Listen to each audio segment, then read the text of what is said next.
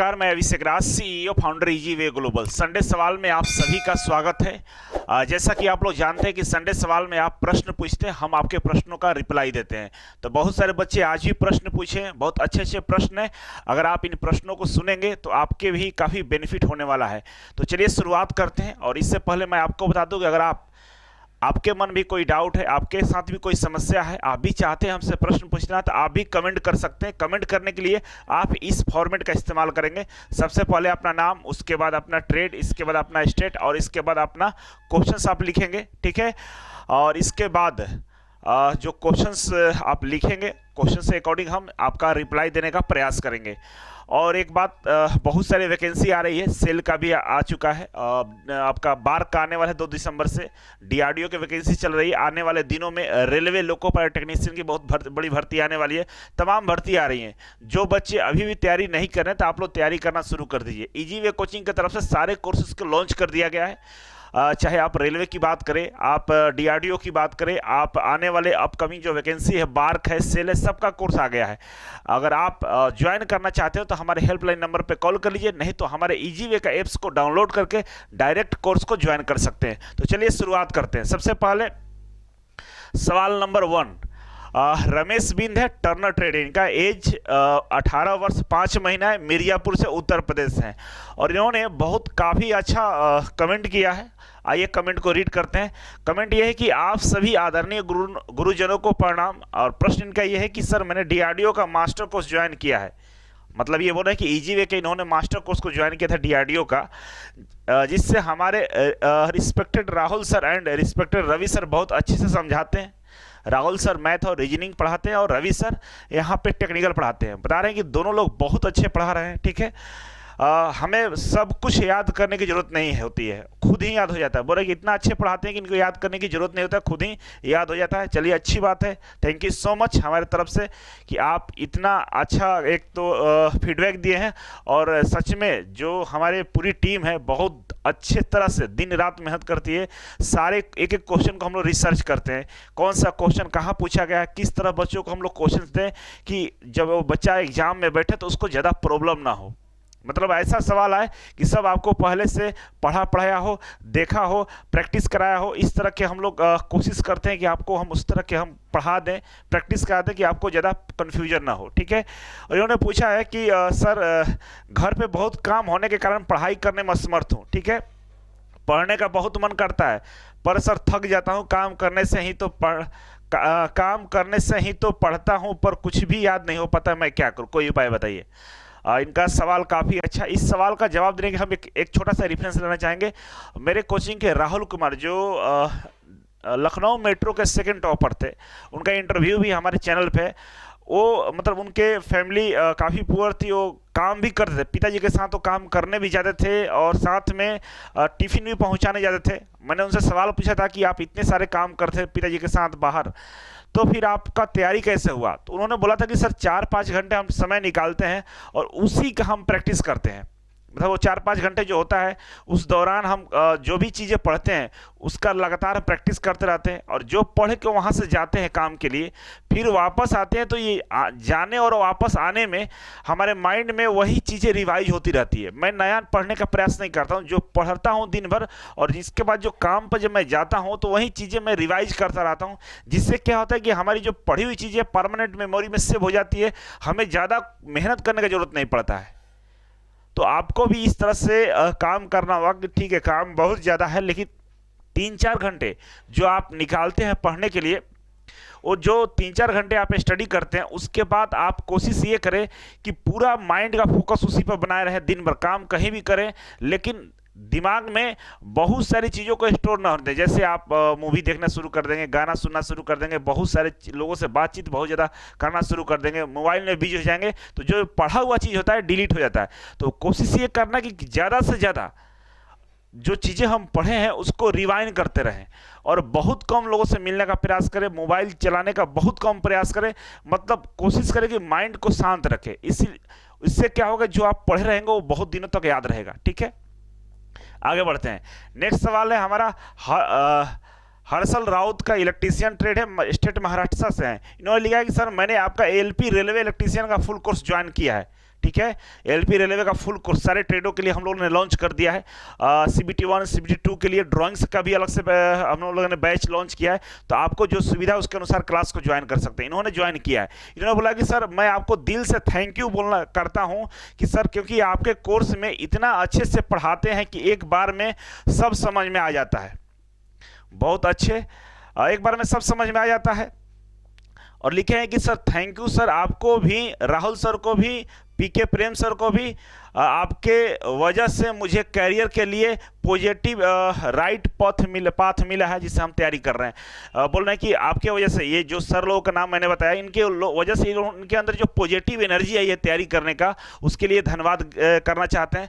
आपको भी बहुत बहुत धन्यवाद कि आप एक अच्छे तरह से पढ़ाई कर रहे हैं, अच्छे पथ पे आगे बढ़ रहे हैं और बिल्कुल मोटिवेटेड है। इसी तरह से आप लोगों को भी अंदर से मोटिवेटेड होना पड़ेगा। किसी भी लक्ष्य को हासिल करने के लिए सबसे पहले आपको पॉजिटिव होना जरूरी होता है, और यह स्टूडेंट काफ़ी पॉजिटिव है, इनको सफलता जरूर मिलेगा और शुभकामनाएं आपके साथ भी है मेरा। नेक्स्ट सवाल है, नाम है वीरेंद्र पाल, फीटर है, उत्तर प्रदेश से। इनका क्वेश्चन है कि सर सर मेरा ITI का सेशन 2022-23 है। सर मेरा 12th कंप्लीट है, मैथ से, अच्छा 12th कंप्लीट है इनका, मैथ से, एज 17 साल है। मुझे ITI से जॉब करना PSU जैसी कंपनी में, सर मुझे अभी से कैसे प्रिपरेशन करना चाहिए? काफ़ी अच्छा सवाल पूछे इन्होंने। लिखा है कि इनका ITI कंप्लीट है 22-23 में और मैथ से 12th कंप्लीट है। पूछना है कि PSU के लिए जॉब का तैयारी करना कैसे करें। तो बाबू सबसे पहला काम आपको करना है कि ट्रेड थ्योरी पे पकड़ करना है। जो टेक्निकल होता है ना ITI का ट्रेड थ्योरी, टेक्निकल वाला, उस पर पकड़ कीजिए, क्योंकि 70% सवाल आपके वहीं से आएंगे PSU में। और ये जब इस पे पकड़ हो जाएगी तो इसके साथ साथ मैथ और रीजनिंग होता है, जो लगभग 15 से 20% पूछे जाते हैं। कुछ GK GS कहीं कहीं पूछता है। तो सबसे पहला काम ट्रेड थ्योरी और GK GS को ट्रेड थ्योरी और मैथ और रीजनिंग का पढ़ाई शुरू कर दें, ठीक है। और 6 महीने पेशेंस के साथ पढ़ें, बिल्कुल 100% आपका नौकरी मिल जाएगा। और इसके लिए अगर आप मेरा मदद चाहते हैं तो इजी वे कोचिंग के मास्टर कोर्स को ज्वाइन कर लीजिए। जो आपके ट्रेड का मास्टर कोर्स है उसको ज्वाइन कर लीजिए। वो मास्टर कोर्स का मतलब ये होता है कि किसी भी भर्ती में, ITI की आपके ट्रेड का कोई भी भर्ती हो उसमें आप बैठ सकते हैं और आसानी से जॉब ले सकते हैं। तो मैथ और रीजनिंग और टेक्निकल का मास्टर कोर्स ज्वाइन करके आप अपनी तैयारी को शुरुआत कर सकते हैं और बाकी पूरी टीम आपके साथ है। आगे बढ़ेंगे। नेक्स्ट सवाल है अविनाश कुमार का, इलेक्ट्रीशियन है, सेशन 19-21 है। ये झारखंड से। इन्होंने लिखा है कि हमें आपके कोचिंग से पढ़ाई करनी है सर, ठीक है, बट मनी के कारण हम पढ़ नहीं पाते हैं। पढ़ने के लिए कोई पटना में वर्क मिलेगा या हेल्प कर दीजिए। ये इनका सवाल है कि पैसा के प्रॉब्लम की वजह से हम नहीं पढ़ पा रहे, पटना में ऐसा कोई काम हमें दिला दीजिए जिसकी वजह से हम पढ़ना शुरू कर दें।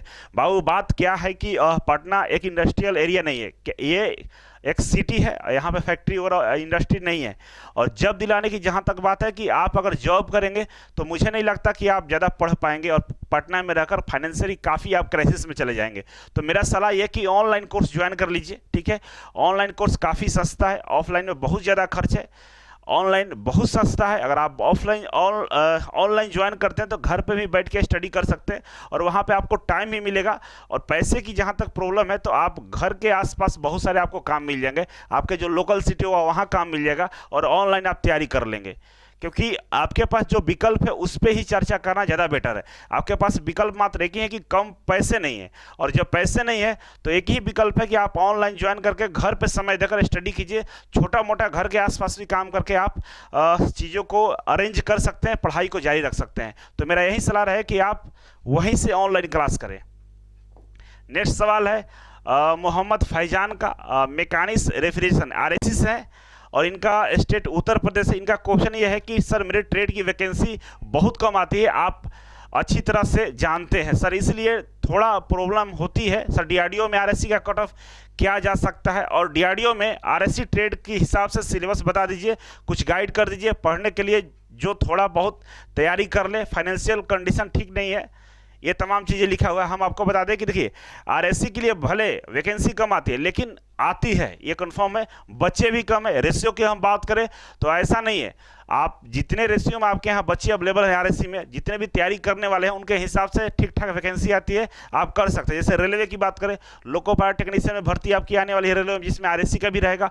अभी आपका डीआरडीओ में भी है, इसरो में भी आता है, आपका बार्क में आता है, तमाम पीएसयू में भी आपकी ट्रेड की भर्ती आती है, लेकिन कम आती है, सीटों की संख्या कम होती है। फिर भी आप अच्छे से तैयारी करके नौकरी ले सकते हैं। मेरे यहाँ आरएससी का भी स्टार्ट नहीं है, लेकिन तमाम कोशिश हम लोग कर रहे हैं कि आरएससी का बैच स्टार्ट करते। समय का अभाव है, फैकल्टी सारे बिजी हैं, इस वजह से हम लोग नहीं दे पा रहे हैं, लेकिन आने वाले फ्यूचर में आरएससी का भी यहाँ चलेगा। तैयारी के लिए बात करें तो एनसीईआरटी का आरएससी का सिलेबस डाउनलोड कर लीजिए, उस सिलेबस से बाहर एक भी प्रश्न नहीं आएंगे। सिलेबस के अकॉर्डिंग जो सेल्फ स्टडी आप कर रहे हैं कीजिए, 100% नौकरी मिल जाएगा। मैथ और रीजनिंग इजी वे कोचिंग से ज्वाइन करके पढ़ाई कर सकते हैं। टेक्निकल के लिए आप सिलेबस डाउनलोड कर लीजिए, और बहुत सारे माध्यम है इंटरनेट पर, यूट्यूब और गूगल का मदद से आप स्टडी को कर सकते हैं। इसके अलावा आपके ट्रेड का क्वेश्चंस बैंक आते हैं, तो क्वेश्चंस बैंक को जरूर लगाइए, ठीक है ना। क्वेश्चंस बैंक लगाने से आपको बहुत सारे आइडिया मिलेंगे। तो क्वेश्चन बैंक मार्केट से परचेज कर लीजिएगा। एशियन एनके पब्लिकेशन, आपका अरिहंत पब्लिकेशन या यूथ कॉम्पिटिटिव का प्रीवियस ईयर क्वेश्चन पेपर भी आते हैं। तो आप एक बार अमेजॉन पर सर्च करें, जरूर मिलेगा किताब, और आपकी समस्याएं दूर हो जाएंगी। आगे बढ़ेंगे।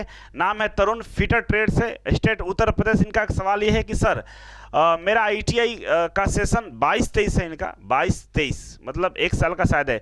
12 साइंस से कंप्लीट होने के बाद आईटीआई में एडमिशन लिया है। सर मेरी एज 17 कंप्लीट है, मुझे पीएसयू में जाना है, इसीलिए आप बताइए कि अपनी प्रिपरेशन किस तरह से करूं। देखिए बाबू, अभी एडमिशन आप लिए हैं, ठीक है, और 17 साल एज है, आप पीएसयू में जाना चाहते हैं और पूछ रहे हैं कि किस तरह से तैयारी करें। तो इससे पहले एक सवाल में मैंने बताया था कि अगर आप पीएसयू में जाना चाहते हैं तो वहाँ पर ट्रेड थ्योरी काफ़ी इंपॉर्टेंट होती है। अगर ट्रेड थ्योरी पर आपका कमांड है तो आप 100% सिलेक्ट हो जाएंगे। साथ ही साथ 15 से 20% आपका मैथ और रीजनिंग आता है, ये भी काफ़ी इंपॉर्टेंट है। तो 3 सब्जेक्ट पर फोकस करें, टेक्निकल, मैथ और रीजनिंग।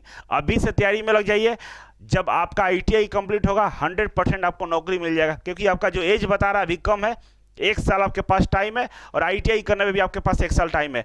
तब तक आप 100% तैयार हो जाएंगे, आपकी नौकरी डेफिनेटली लगेगी। लेकिन अभी से 3 सब्जेक्ट को जरूर पढ़िए, नोट्स बनाइए, बार बार प्रैक्टिस कीजिए, क्वेश्चन पेपर का ज़्यादा प्रैक्टिस करने का प्रयास कीजिएगा, नौकरी आपका जरूर मिलेगा।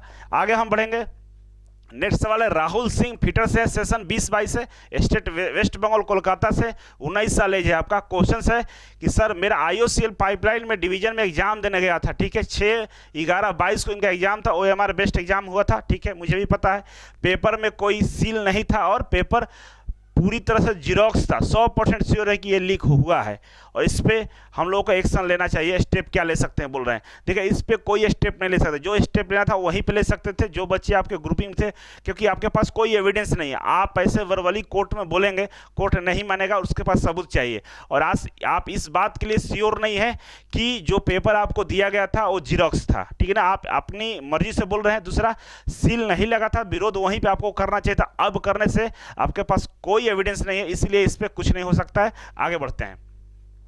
नेक्स्ट है राम भरोस पवार, ट्रेड मशीनिस्ट ग्राइंडर हैं, आप छिंदवाड़ा से हैं, मध्य प्रदेश से। आप बोल रहे हैं कि इजी वे फिटर, आपने कोर्स को ज्वाइन किया है, डीआरडीओ एग्जाम के लिए तैयारी कैसे करूं, मैं ट्रेड की बुक और कोर्स दोनों नहीं मिलते हैं, सिलेबस अलग से है, क्या करें।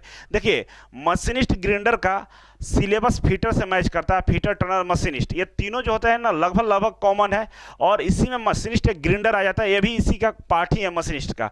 तो ऐसा नहीं है, सिलेबस बहुत ज़्यादा अलग है, सिलेबस बहुत ज़्यादा एक ही जैसा है, थोड़ा बहुत का अंतर है, 5 से 10% का डिफरेंस आपको देखने को मिलेगा, बाकी सारी चीज़ें कॉमन रहेगी। इसीलिए मेरा सलाह है कि फिटर का जो आपने कोर्स खरीदा है उसको अच्छे से ढंग से प्रैक्टिस कीजिए और अपने सिलेबस को डाउनलोड कीजिए। मशीनिस्ट ग्राइंडर का सिलेबस आपको एनसीईआरटी वेबसाइट पर मिल जाएगा, उसमें से टॉपिक को टिक आउट कर लीजिए, कौन कौन से टॉपिक आपके फिटर वाले से मैच कर रहा है, जो टॉपिक मैच नहीं कर रहा है आप गूगल से पढ़ने का प्रयास करें, तैयारी आपकी हो जाएगी। मैथ और रीजनिंग को भी लगातार प्रैक्टिस करते रहिएगा, और क्वेश्चन पेपर हम लोगों ने अनलिमिटेड अटेम्प्ट दिया है, उसको बार बार क्वेश्चन को प्रैक्टिस करना है। जो भी चैप्टर पढ़े उसका क्वेश्चन को बार बार प्रैक्टिस कीजिए और मॉक टेस्ट लगाना शुरू कर दीजिए, आपकी तैयारी हो जाएगी, टेंशन नहीं लेना, ठीक ना। टर्नर मशीनिस्ट से सोल्यूशन बताइए। देखिए सिलेबस बस डाउनलोड कर लीजिए और सारा सोल्यूशन आपको मिलेगा, क्योंकि बहुत ज़्यादा डिफरेंस नहीं है। आप जितना लिखे उतना डिफरेंस नहीं है। आप एक बार सिलेबस को डाउनलोड करके टॉपिक को टिक आउट कीजिए, 5 से 10% का अंतर मिलेगा वो, और 5 और 10% जो है वो भी आप जब पूरा पढ़े रहेंगे ना, इधर फिटर जो हम लोग पढ़ा रहे हैं वो भी कंप्लीट आप कर लेंगे, मुझे ऐसा विश्वास है। ठीक है, तो आगे बढ़ते हैं। नेक्स्ट सवाल है प्रमोद पुराण जी का, ट्रेड इलेक्ट्रीशियन है, 19 से 21 इनका सेशन है, झारखंड से है। इन्होंने लिखा है सर मैं आईटीआई करने के बाद बीए पॉलिटिकल साइंस में एडमिशन लिया हूं, 23 एएलपी की वैकेंसी आने वाली है, मुझे ग्रेजुएशन को छोड़कर एलपी की तैयारी में लग जाना चाहिए, मेरा फैमिली कंडीशन अच्छा नहीं है। देखिए बीए पॉलिटिकल साइंस से कर रहे हैं, अगर आपको अंदर सरकारी नौकरी का अगर थोड़ा सा भी आपके मन में ऐसा है कि मुझे करना चाहिए, तो बिल्कुल आप छोड़कर पॉलिटिकल साइंस से आप तैयारी में लग जाइए, क्योंकि जो पॉलिटिकल साइंस है इससे बहुत ज़्यादा अपॉर्चुनिटी नहीं है, लेकिन इतना ज़्यादा नहीं है जितना आपको एएलपी के लिए है। तो आप ध्यान रखें कि एएलपी की भर्ती जो आएगी 65,000 के आसपास आने वाली है, और ये जो 65,000 भर्ती आएगी इसमें चांसेस बहुत रहेगा कि आपकी नौकरी मिल जाए, क्योंकि आप ऑलरेडी बीए में है तो बहुत मैच्योर होंगे, बहुत अच्छा से पढ़ रहे होंगे, तो आप तैयारी में लग जाइए, क्योंकि सरकारी नौकरी ही अंतिम लक्ष्य होता है सबका, और आपका भी यही है, तो आप तैयारी में लग जाइए। ठीक है, नेक्स्ट है इन्होंने आरएससी से कमेंट किया है। इनका सवाल है कि सर आरएससी ट्रेड से आईटीआई करके गलती कर दिया है, ना तो आपके ईजीए में कोई इसका पढ़ाई होती है और ना ही इसका कोई क्वेश्चंस मिलता है कहीं। बिल्कुल बात सही है कि ईजीए में आरएससी का भी क्लास नहीं चल रहा है, लेकिन आने वाले दिनों में आरएससी के क्लास हम ईजीए में लेकर हम लोग आने वाले हैं। फिलहाल के लिए आप इतना निराश ना हो, आरएससी का जो vacancy railway loco pilot technician में आने वाली है। ठीक है, तो उसके लिए आप तैयार हो, अपने आप को तैयार करें, क्योंकि सीबीटी 1 में टेक्निकल नहीं है, जीके जीएस और मैथ रीजनिंग है, तो सीबीटी 1 का पहले तैयारी कर लीजिए। सीबीटी 2 में जो आरएससी का पार्ट है टेक्निकल का, उसके लिए हम तो कराएंगे, बिल्कुल कोर्स आ जाएगा। फिलहाल आप रेलवे फोकस करें, अगर आप इतना फ्रस्ट्रेट है तो। और इंजीनियरिंग ड्राइंग का भी हम लोग क्लास शुरू कर दिए हैं, तो केवल ट्रेड वाला बात है वो हम लोग कराएंगे, आरएससी का कन्फर्म है, बस थोड़ा सा वेट करना है। ठीक है, नेक्स्ट सवाल है आयुष यादव का, मशीनिस्ट ग्रिंडर्स है, यूपी से। इनका सवाल है कि सर मुझे इतनी आईटीआई का 3 साल हो गया है पर ट्रेड से कहीं भी जॉब नहीं मिला, मुझे जॉब कैसे मिलेगा, प्लीज़ हेल्प। और इन्होंने सवाल किया है कि मैं कई बार पूछ चुका हूं पर आपका रिप्लाई आता नहीं है, प्लीज़ इस बार बताना। मशीनिस्ट ग्रिंडर ट्रेड से रेलवे एलपी ग्रुप डी में फॉर्म फिल कर सकते हैं। देखिए मशीनिस्ट ग्रिंडर से ग्रुप डी में फॉर्म फिल कर सकते हैं, बिल्कुल कोई दिक्कत नहीं है, लेकिन एलपी टेक्नीशियन में आपका नहीं आता है, ग्रुप डी में आप फॉर्म को अप्लाई कर सकते हैं, ये सही है, कोई दिक्कत नहीं है। दूसरा है कि पीएसयू में आपकी भर्ती आती है, जैसे डीआरडीओ का आपने फॉर्म शायद नहीं भरा है, डीआरडीओ में भी मशीनिस्ट ग्रिंडर का पोस्ट था, अगर आप भरे होते तो उसका भी एग्जाम दे सकते हैं। और ये जो सवाल है आपका, ग्रुप डी में बिल्कुल आप अप्लाई कर सकते हैं, एएलपी में नहीं कर सकते हैं। ठीक है, क्योंकि एलपी में आपका ट्रेड का नहीं होता है। और 3 साल हो गए, देखिए 3 साल से मतलब नहीं है, आप सीरियस हैं इस बात से मतलब है। अब जो ट्रेड है इस पर भर्ती कम आती है, इस बात की सच्चाई है, लेकिन डीआरडीओ में भर्ती आई थी, आपने उसे मिस किया है, अब ग्रुप डी में आप अप्लाई कर सकते हैं। ठीक है, और हो सके तो अगर आप इतना ही है तो हमें लगता है कि स्ट्रेट से लेकर ज़्यादा अपॉर्चुनिटी नहीं है, अगर आप चाहें तो फिटर, टर्नर और मशीन ट्रेड या इलेक्ट्रीशियन से आप आईटीआई दोबारा से कर सकते हैं। नेक्स्ट है प्रवीण शर्मा का, गुरुजी नमस्ते, मेरा नाम प्रवीण शर्मा है, मुरैना एमपी से हूं, मैंने आईटीआई इलेक्ट्रीशियन ट्रेड से किया है, सरकारी नौकरी की तैयारी करें या प्राइवेट कंपनी में जॉब करें। मैंने मुरैना में कोचिंग लगानी, लेकिन आईटीआई वालों के लिए सिलेबस नहीं है, मेरे 6 मंथ कोचिंग पर जॉब नहीं लगा, इलेक्ट्रीशियन ट्रेड से हैं आप। तो देखिए बिल्कुल प्राइवेट कंपनियों में कोई स्कोप नहीं होता है, ठीक है ना, वो तो कभी भी आपको जॉब मिल जाएगा। अगर आप सरकारी नौकरी के लिए तैयार हैं, आप क्योंकि जैसा कि आपने लिखा है कि मैं सरकारी नौकरी की तैयारी करना चाहता हूं, तो बिल्कुल तैयारी कीजिए। ईजी वे कोचिंग ऑनलाइन भी ज्वाइन कर सकते हैं, आपको मालूम होगा, एप्लीकेशन को डाउनलोड कर लीजिए, या ऑफलाइन भी तैयारी कर सकते हैं। एक बार ट्राई कीजिए, क्योंकि जिस हिसाब से आप बोल रहे हैं कि हम 6 महीने से हम परेशान हैं, कोचिंग नहीं मिला, सिलेबस नहीं मिला, तो एक बार ईजी वे कोचिंग ज्वाइन करके देखिए, आपकी सारी समस्याएं दूर हो जाएंगी जो आप लिखे हैं। तो एक बार हमारे से हेल्पलाइन नंबर पर भी कॉल कर सकते हैं, बाकी एप्लीकेशन डाउनलोड करके उसमें देख सकते हैं। ठीक है, आगे बढ़ते हैं। इनका सवाल है, नाम है सूर्या नारायण जी, ट्रेड फिटर से, सेशन 21-23 से, और इनका सवाल है कि सीआईटीएस करे या गवर्नमेंट जॉब की तैयारी करे, दोनों में कौन अच्छा रहेगा, प्लीज़ सर बताना। दोनों में अच्छा यह कि आप गवर्नमेंट जॉब का तैयारी कीजिए। CITS का इसको बहुत ही दिक्कत है देश में, पूरे देश में इसकी बहुत ही बड़ी प्रॉब्लम चल रही है। 2016 बैच के बच्चे आज भी बैठे हुए, नौकरी नहीं मिला है, और वैकेंसी आती है लेकिन कैंसिल हो जाती है, उसका भरोसा नहीं किया जा सकता, बिल्कुल ही कम अपॉर्चुनिटी है। तो आप गवर्नमेंट जॉब का तैयारी पर फोकस करें। नेक्स्ट है सवाल प्रणाम। इन्होंने लिखा है कि मैं ITI किया हूँ इलेक्ट्रीशियन से, सर मेरा मन कभी कभी बहुत घबराता है कि मैं इस ब्रांच इलेक्ट्रीशियन से या सिविल से डिप्लोमा कर लूँ। देखिए प्रशांत जी, आप जिंदगी का सबसे बड़ा गलती कर लेंगे अगर डिप्लोमा कर लेंगे तो करिए, लेकिन सीरियस होकर मत कीजिए। आपको अगर जॉब लेना है, गवर्नमेंट जॉब के लिए सोचते हैं, तो ITI ही एक मात्र तरीका है जो आसानी से जल्दी में जॉब दे देगा, क्योंकि ITI में मात्र 3 सब्जेक्ट पढ़ के आप नौकरी ले सकते हैं, टेक्निकल, मैथ और रीजनिंग। लेकिन डिप्लोमा जैसे आप करेंगे, डिप्लोमा पे आप जॉब लेने जाएंगे, 7 से 8 सब्जेक्ट आपको पढ़ना पड़ेगा। जब 3 सब्जेक्ट नहीं पढ़ पा रहे हैं तो फिर आप 7 से 8 सब्जेक्ट पढ़ के नौकरी ले लेंगे, ये मुझे थोड़ा पच नहीं रहा है। इसीलिए मैं सलाह दूंगा कि डिप्लोमा करना है तो कर सकते हैं, लेकिन प्रयास आपका ये होना चाहिए कि ITI से ही आप जॉब लेने का प्रयास करें और जॉब जल्दी मिलेगा। अभी वैकेंसी आने वाली है सेल में, बार्क में, रेलवे में, इलेक्ट्रिसिटी बोर्ड में, तमाम भर्ती आएंगी, तो आप तैयारी में लग जाइए। और डिप्लोमा करना हो तो बाद में कर लीजिए, उसके लिए कोई दिक्कत नहीं है, लेकिन जॉब के लिए अगर आप सीरियस हैं तो अभी से लगना होगा आपको, ठीक है। नेक्स्ट सवाल है चंदन का है और भूपेंद्र का है। चंदन बोले कि सर मैं 40 kg का हूँ, मेडिकल प्रॉब्लम होगा या नहीं होगा। देखिए अकॉर्डिंग टू जो मेडिकल रूल्स है, आपकी हाइट और आपकी बॉडी का जो वेट है दोनों का एक रेशियो होता है, उस रेशियो में अगर आपका वेट रहेगा तो आपको कोई दिक्कत नहीं है। आप 40 kg का हाइट हमें नहीं मालूम, तो इसलिए मैं नहीं बता सकता हूँ। आप किसी डॉक्टर से या लोकल से, कोई भी जो गवर्नमेंट जॉब की तैयारी करता हो या जो मेडिकल पे होगा, उनसे पूछेंगे तो आपके हाइट के अनुसार आपका वेट बता देंगे। ये वेट लगभग सही है, थोड़ा सा 1-2-4 kg का अंतर होगा, आप उसको मेंटेन कर लीजिएगा, हो जाएगा, कोई दिक्कत नहीं होगा, ठीक है ना। तो हाइट और आपका वेट का रेशियो होता है, 40 kg या 70 kg से कोई मतलब नहीं है, ठीक है। तो इस बात को ध्यान रखेंगे।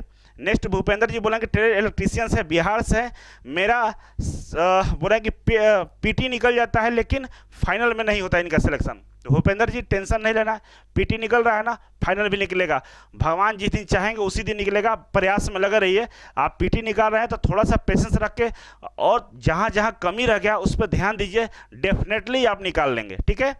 चलिए आगे बढ़ते हैं। नेक्स्ट सवाल है संदीप कुमार जी का। इन्होंने लिखा है कि सर मैंने आपकी वीडियो देखता हूं, मैंने मेहनत किया, फाइनली मेरा सिलेक्शन हो गया है IPH डिपार्टमेंट में, कंग्रेचुलेसन, आपका सिलेक्शन हो गया। वीडियो हमारे देखते हैं, थैंक यू सो मच, और आप मिठाई खिलाने जरूर पटना आएंगे, ठीक है। और इनका सवाल है कि FCI पंजाब का रिजल्ट कब तक आएगा। देखिए FCI पंजाब का रिजल्ट अब FCI पे ही डिपेंड करता है कब जारी करेगा, लेकिन वेट कीजिए। और आपकी जो नौकरी लगी है अच्छी है, आप नौकरी करते रहें, खुश रहिए। नेक्स्ट सवाल है कि देवी नंदन दुबे हैं, इलेक्ट्रीशियन से, 22-24 दिन का सेशन है, स्टेट उत्तर प्रदेश है। इन्होंने पूछा कि सबसे ज़्यादा सैलरी एंड फैसिलिटी किस जॉब में होता है, PSU और ALP। Assistant loco part of public sector, PSU की बात कर रहे हैं, तो सबसे बेस्ट जॉब होता है ITI का PSU में। जैसे ISRO, DRDO, SAIL, BHL, NTPC, ये जितने भी सरकारी कंपनियां हैं, सरकारी ऑर्गेनाइजेशन है, इसमें अगर आपकी नौकरी मिलती है तो सबसे वन ऑफ द बेस्ट नौकरी होता है। यहाँ पे सैलरी के साथ साथ आपको रहने की सुविधा, मेडिकल फैसिलिटी, बच्चों के लिए स्कूल कंटिन्यू की सुविधा, ट्रेवलिंग की सुविधा, हर वो चीज़ मिलता है जो कहीं नहीं मिलता है। DRDO में अभी तो पेंशन भी दे रहा है, तो तमाम सुख सुविधाएं की साधन होती है आपका PSU में। तो मैं सलाह दूंगा कि अगर आप तैयारी कर रहे हैं तो PSU को टारगेट करके तैयारी कीजिए। अगर PSU का टारगेट करके तैयारी कर रहे हैं, क्योंकि सबसे ज़्यादा अगर टफ माने ITI में तो PSU ही होता है, तो PSU का अगर तैयारी करें, निकल गया तो अच्छी बात है, नहीं तो ये छोटा मोटा जब LP और ऐसे निकल जाते हैं, ठीक है ना। इसलिए सबसे बेस्ट है PSU। नेक्स्ट हम आगे बढ़ेंगे। अजीत कुमार ट्रेड इलेक्ट्रीशियन है, ये भागलपुर बिहार से हैं। इन्होंने लिखा है सर मैं ITI और 12th एक साथ अलग अलग जगह से किया हूँ, प्लीज़ बताइए ALP की तैयारी करनी चाहिए। देखिए ITI और 12th एक साथ कर लिया आपने अलग अलग, उससे कोई मतलब नहीं है, लेकिन आपको एक सेशन में नहीं करना चाहिए। एक तो गलती कर दिए, लेकिन फिर भी एक को आपको हाइड करना पड़ेगा। ITI पे ALP की तैयारी कीजिए, शुभकामनाएं हैं। बाकी ये चीज़ को हाईलाइट मत कीजिए, नहीं तो जेल में आपको जाना पड़ सकता है। इसीलिए चीज़ों को अपने पास ही रखिए, प्रचार करने की जरूरत नहीं है। नेक्स्ट है राकेश कुमार छत्तीसगढ़ से, फीटर ट्रेड है। क्वेश्चन है कि सर मेरा क्वेश्चन है कि क्या सेल्फ स्टडी करके एलपी टेक्नीशियन डीआरडीओ बार्क में सिलेक्शन ले सकते हैं? बिल्कुल सेल्फ स्टडी करके ले सकते हैं, इसमें कोई दो राय नहीं है। बहुत सारे बच्चे लेते हैं, आप भी ले सकते हैं, लेकिन पढ़ने का तरीका मालूम होना चाहिए किस तरह से पढ़ना है और पढ़ना किस तरह से। इस पर मेरा एक सेमिनार है 3 घंटे का, यूट्यूब पे आप जाकर देख लीजिए। वो 3 घंटे का सेमिनार है, मैंने सारा चीज़ बता दिया है कि कैसे सेल्फ स्टडी करना है, कैसे पढ़ाई करना है। थोड़ा बहुत हेल्प लेना है, ईजी वे का तो ऑनलाइन भी कोर्स में बहुत ज़्यादा खर्च नहीं है, आप उसको भी लेकर हेल्प ले सकते हैं और सेल्फ स्टडी करके तैयारी कर सकते हैं और नौकरी आपको मिल सकता है। ऐसे बहुत एग्जाम्पल है देश में पढ़ा हुआ जो सेल्फ स्टडी करके नौकरी लिए हैं। ठीक है, आगे बढ़ते हैं। इनका नाम है उत्तम धुरिया, ट्रेड इलेक्ट्रीशियन है, स्टेट यूपी से। इन्होंने लिखा कि सर मैं एलपी की तैयारी करना चाहता हूँ, मेरा मैथ कमजोर है, क्या करूँ? हाई स्कूल में मैथ ग्रेस लगा है, क्या मैं तैयारी कर सकता? आपको मैथ कमजोर लगता है तो ये आपका भ्रम है। मैथ में ना कोई तेज होता है ना ही कमजोर होता है। मैथ की एक खासियत है ना, उसको बार बार प्रैक्टिस करना पड़ता है। बहुत सारे बच्चे गलती कहाँ करते हैं कि नए नए क्वेश्चन का प्रैक्टिस करना शुरू कर देते हैं। मैं ईजी वे का एग्जाम्पल दूँ तो हम लोग हर एक चैप्टर में 200-150 प्लस क्वेश्चन करवाते हैं और हम लोग स्ट्रिक्टली हिदायत देते हैं बच्चों को कि आप उसी क्वेश्चन का बार बार प्रैक्टिस कीजिए, क्योंकि ये सेम पैटर्न फॉलो होता है। आप जो हम पढ़ा रहे हैं, जो मैथ आप पढ़ रहे हैं, उसको पहले आप सही करिए, मतलब जो पढ़ाएगा उसको बार बार प्रैक्टिस करके सही कर लीजिए। नया पढ़ने का जरूरत नहीं होता है और आप नया पढ़ पढ़ के परेशान हो जाते हैं। और जैसा कि आपने लिखा है कि हाई स्कूल में ग्रेस लगा, उससे कोई दिक्कत नहीं है, ग्रेस लगता है, सबका लगता है, आपको क्या प्रॉब्लम है? इससे कोई मायने नहीं रखता है। और जो 12th और 10th में जो मैथ होता है ना, वो लॉन्ग मैथ डिस्क्रिप्टिव होता है, लंबा लंबा बनता है, पूरा एक पेज आप सोल्व करेंगे तब आंसर आता है। लेकिन कंपटीशन में 2 लाइन में मैथ बनता है, जो मैथ 2 से 3 लाइन में बनता है उस मैथ का क्या औकात है आप समझ सकते हैं। बस प्रैक्टिस का खेल है। और 10th और 12th वाला मैथ नहीं इतना भारी भारी आता है जिससे आपका दिमाग खराब हो जाएगा, ऐसा कुछ नहीं होता है। 10 सेकंड 20 सेकंड में मैथ बनने वाला मैथ होता है, बिल्कुल ईजी होता है। प्रैक्टिस का सब कमाल है, अगर आप प्रैक्टिस करेंगे तो हो जाएगा। आपका ये भ्रम है कि आप मैथ में कमजोर हैं, सारे बच्चे जीरो से ही शुरू करते हैं। आप तैयारी करके देखिए, हर एक मैथ आप बना लेंगे। नहीं भरोसा है तो ईजी वे कोचिंग का जो मैथ का क्लासेस है ऑनलाइन ज्वाइन करके एक बार ट्राई कीजिए, 100% आप मैथ बना लेंगे और मैथ में आप कमजोर नहीं है, इस बात को आप अपने दिल में बैठा लीजिए। ठीक है, आगे बढ़ेंगे।